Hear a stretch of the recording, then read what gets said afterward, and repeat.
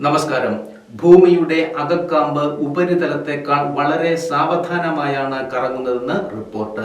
Southern California സർവകലാശാലയിലെ ശാസ്ത്രജ്ഞർ നടത്തിയ പഠനത്തിലാണ് ഇക്കാര്യം വ്യക്തമാക്കുന്നത്.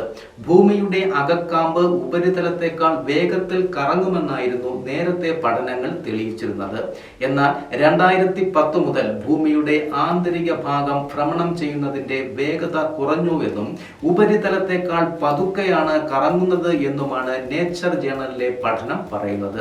ദീർഘകാലത്തെ നിരീക്ഷണങ്ങളിൽ നിന്നും പരീക്ഷണങ്ങളിൽ നിന്നും ലഭിച്ച വിവരത്തിൽ അകക്കാമ്പ് പതിയെയാണ് കറങ്ങുന്നതെന്ന് തെളിഞ്ഞതെന്ന് പഠനത്തിന് നേതൃത്വം വഹിച്ച USC Dornsife college of letters, arts and സയൻസസിലെ എർത്ത് സയൻസസ് പ്രൊഫസറായ ജോൺ വിഡേൽ പറഞ്ഞു.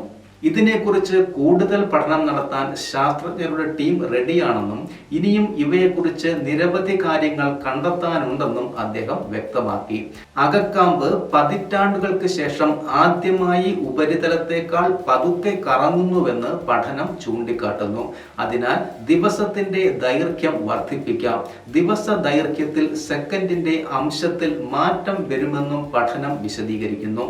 നമ്മുടെ പാദത്തിന് താഴെ 4800 കിലോമീറ്ററിന് താഴെയാണ് അകക്കാമ്പ് സ്ഥിതി ചെയ്യുന്നത്. ഭൂമിയുടെ ഘടനയെ പുറംതോട്, ആവരണം, പുറംകോർ, അകക്കാമ്പ് എന്നിങ്ങനെയാണ് തരംതിരിച്ചിരിക്കുന്നത്.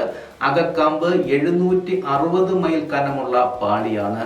ചന്ദ്രന്റെ അത്രയും വലിപ്പമുള്ള ഈ ഭാഗം ഇരുമ്പും നിക്കലും ഉപയോഗിച്ചുള്ള ഒരു ഖരഗോളമാണ്.